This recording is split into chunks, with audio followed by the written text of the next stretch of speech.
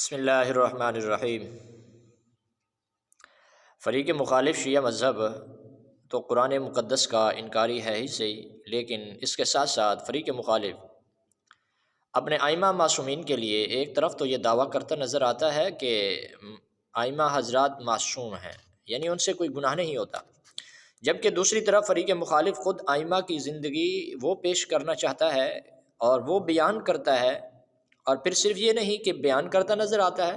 بلکہ فریق مخالف کے مذہب کی معتبر کتابوں میں فریق مخالف کے مذہب کے معتبر اور سکہ راوی اس بات کو بھی بیان کرتے نظر آتے ہیں کہ ائمہ کی ساری زندگی قرآن مقدس کے خلاف تھی، اور ائمہ خود بھی قرآن مقدس کا صراحتاً انکار کرتے تھے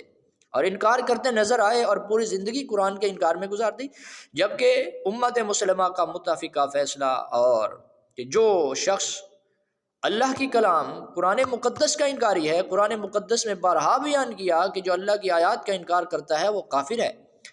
اور اسی طرح پوری امت مسلمہ اس بات کو تسلیم کرتی ہے کہ اگر کوئی قرآن کی ایک آیت کا بھی انکاری ہے تو وہ بھی ایک لفظ کا، حرف کا انکاری، وہ بھی کافر نظر آتا ہے۔ تو اسی طرح جبکہ فریق مخالف خود اس بات کو بیان کرتا نظر آتا ہے کہ ائمہ معصومین نے پوری زندگی قرآن مقدس کا انکار کرتے ہوئے صراحتاً روایات، اور پھر صرف یہ بھی نہیں ہے،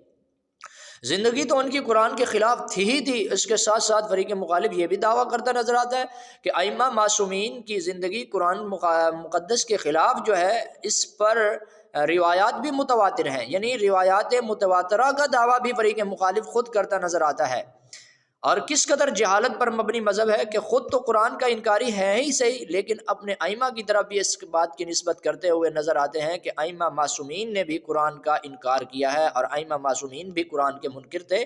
اور نعوذ باللہ من ذالک کہ اللہ رب العالمین کی اس کتاب کا انکار کر کے انہوں نے پوری زندگی ایسی حالت میں گزاری۔ اور فریق مخالف کے مذہب کے معتبر مصنف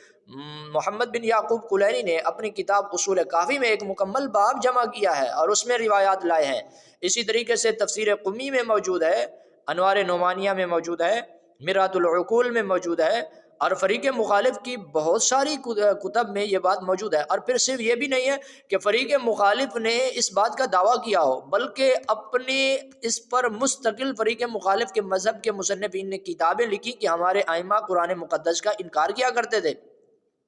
اور اس بات کو ثابت کرنے کے لیے کہ یہ موجودہ قرآن درست نہیں ہے اور ہمارے ائمہ اس کے مخالف تھے، خود اس بات کو ثابت کرنے کے لیے فریق مخالف کے مصنفین نے، جیسے انوار نعمانیہ کا مصنف ہے